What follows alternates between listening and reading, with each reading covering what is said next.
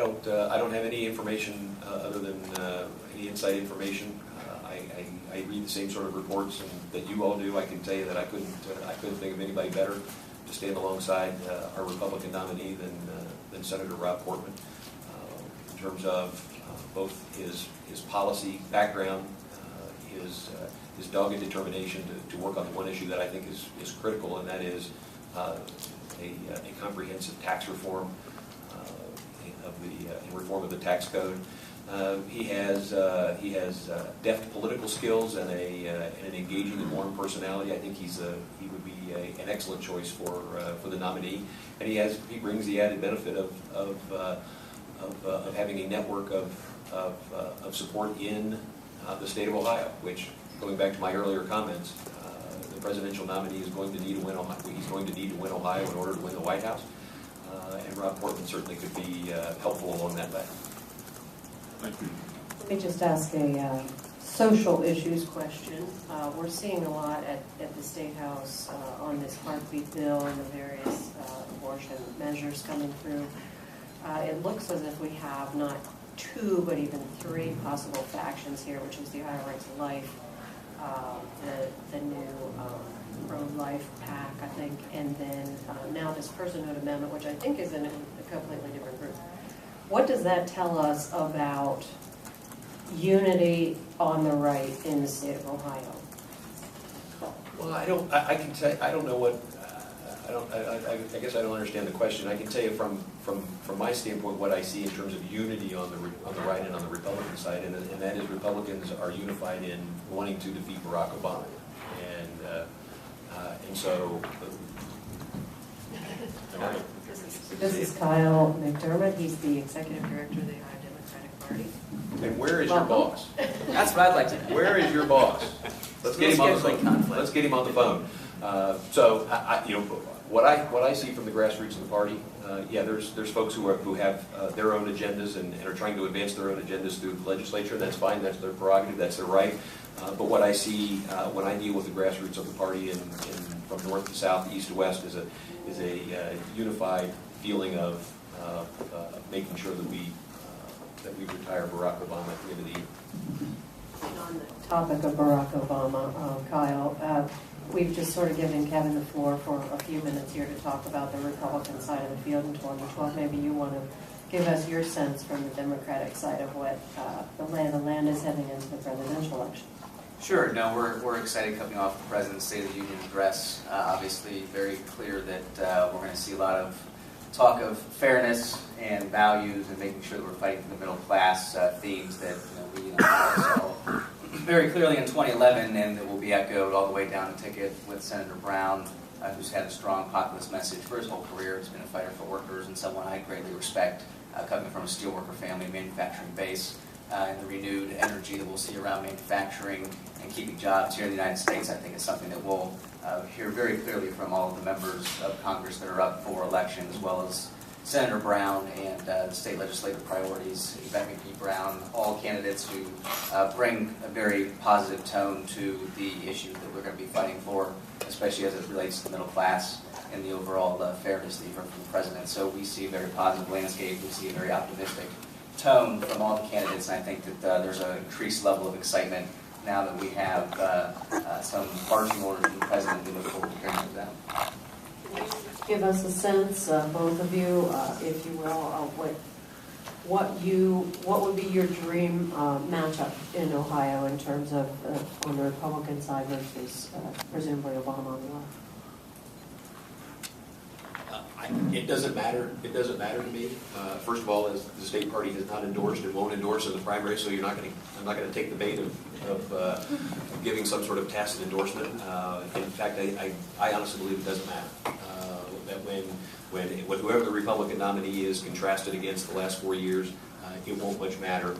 As we've talked about, when you have 22 million Americans who are either unemployed or underemployed, $4 trillion added to the debt, 42 cents of every dollar spent is put on the charge card that somebody else's kids and grandkids have to pay. Well, we think there's a compelling message there of dissatisfaction amongst Republicans, independents, and a few right-thinking Democrats that candidly it doesn't matter to us who the nominee is.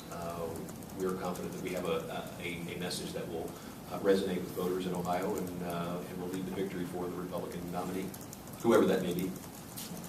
I would share the chairman's sentiment. We also have not endorsed the Republican primary. We feel the same way that there's candidates up and down that we think that President Obama can take on and be successful here in Ohio. Obviously, coming off of a successful year in 2011, we think that the messages that we drove home and heard very strongly from voters will continue to play out in the 2012 election. And quite frankly, if it's Mitch Daniels or if it's Mitch Daniels, hey, maybe he'll come over. I don't know. If it's Newt Gingrich, if it's any of the candidates that we've seen, Santorum, we feel that we have a good message and a strong base, and the momentum coming off of 2011 that carried it in 2012. I was just reading an article on the right to work in the past, and I think that's something that will continue to keep those that fought so hard in 2011 engaged in 2012, because I think with the passage of right to work in Indiana, you'll have workers who fought in 2011 continue to keep their eye and want to continue to elect Democrats to keep from coming to Ohio in 2012. I just want to thank you for the bipartisan way you delivered that water. We just gave Kevin a chance to talk a little bit about whether presidential campaigns have people on the ground here in Ohio. Maybe you'd like to address that one as well. Sure. The Obama campaign is headquartered out of the Ohio Democratic Party and have a robust staff here and growing across the state. They will have a very full-scale effort, probably larger than what we saw in 2008 because of the importance of it in Ohio. And we feel it very strongly. We had our county chairs in town last night. They heard from the president's campaign. The national political director was also in town from the Obama campaign and made it clear that Ohio is going to be a key battleground, as we all come to expect in the state. So the president is on the ground. His staff will be growing, and they will have offices all over the state to make sure that they continue to communicate with voters as they have over the years. And we think it'll be a very robust and very successful campaign. And something that we think people will feel very excited, engaged, and energized about.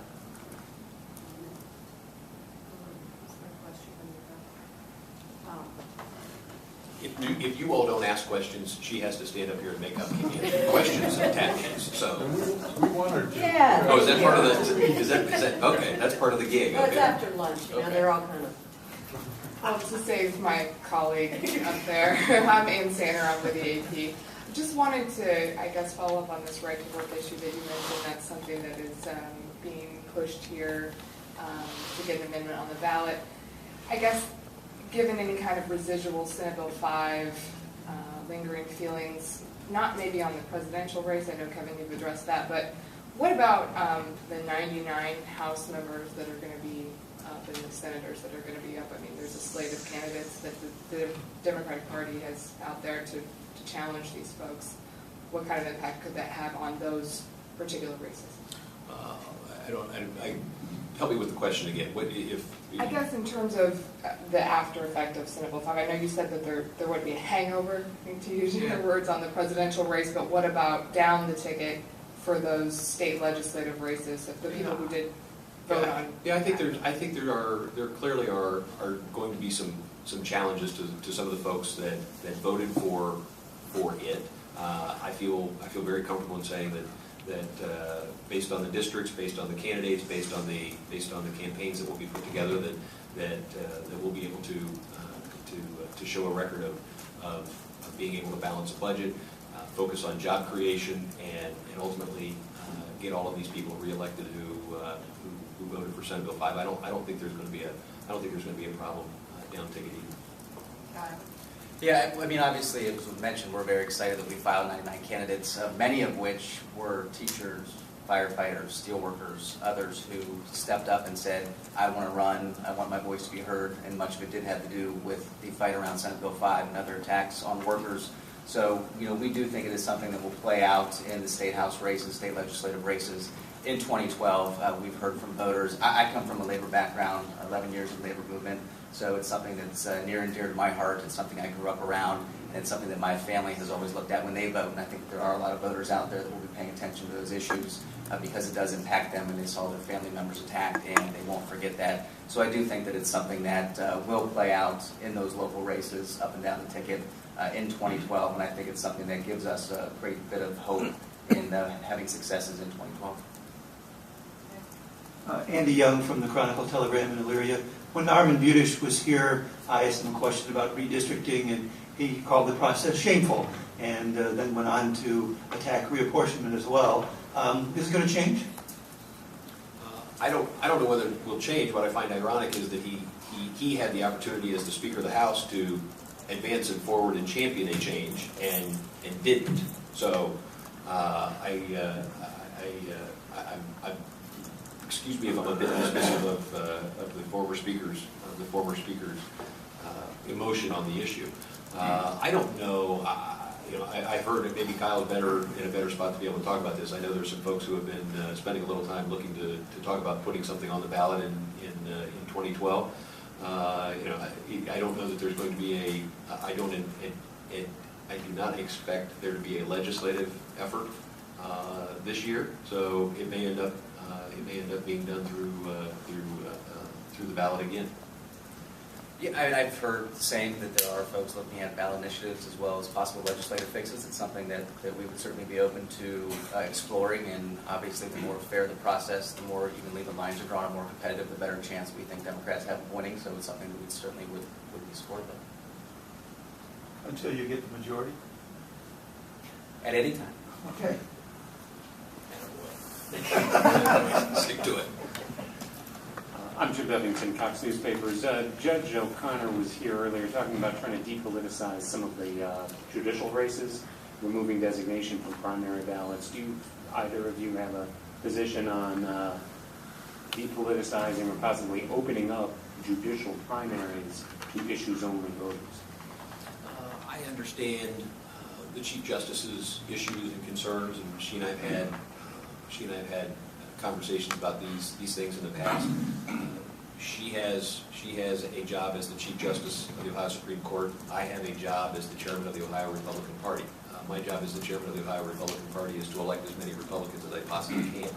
And so removing that label could be viewed as a hindrance to that goal. And so I understand where the Chief Justice is coming from, but from my standpoint, keeping a partisan primary, ensuring that there's a Republican in every general election that is there for the voters to choose from is important for us and important to our party. Yeah, I mean, I think saying the designation is something that we obviously take into consideration, and as a party, we have to support Democrats up and down. Justice Beth McGee Brown, who's on the ticket this year, as well as others who have a primary fight, we expect them to be supportive of the issues and to be champions of progressive values in those roles. So, it's something that we take into consideration. No strong opinion.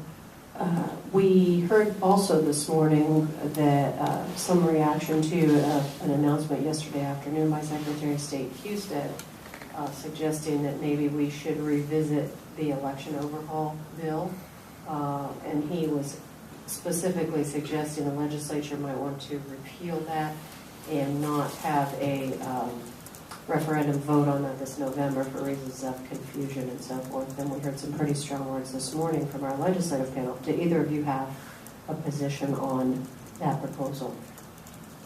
I mean, 194 was put before the legislature and passed. Obviously, there are issues in there that we do not agree with, which is why we led an effort to repeal and put on the ballot for voters to decide this election. If there are fixes that make sense, that are fair, and that are not a blatant attempt to suppress votes, we would certainly be open to exploring them.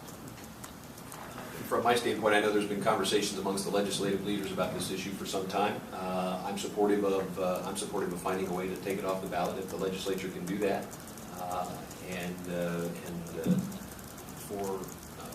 for a lot of different reasons, not the least of which is if I can figure out a way to make a complete waste of what Chris, I wanted to say this in front of Chris, a complete waste of the money that Chris spent to get the signatures, I want to do that. So it doesn't have as much effect with Kyle sitting here, but if Chris were here, it would be a lot more fun. But it's interesting you brought that up.